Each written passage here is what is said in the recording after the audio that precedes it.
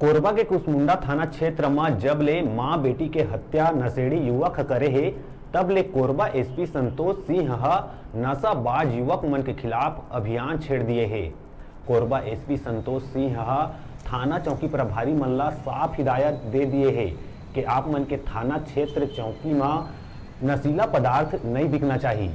इखर पर बाकायदा मेडिकल संचालक मन ले बैठक लेके सलाह मशवरा लेहे के बात भी करे गए है। यही कार्यक्रम में मानिकपुर चौकी प्रभारी मेडिकल संचालक मन के बैठक आहूत करे गई, जेमा चौकी प्रभारी लालन पटेल सब्बो मेडिकल संचालक मन ला साफ हिदायत दीस के बिना कागजात के और कोई नशा पदार्थ नहीं बेचना है।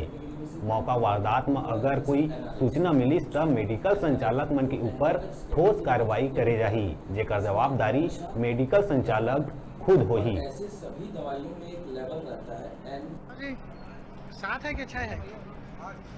8 है।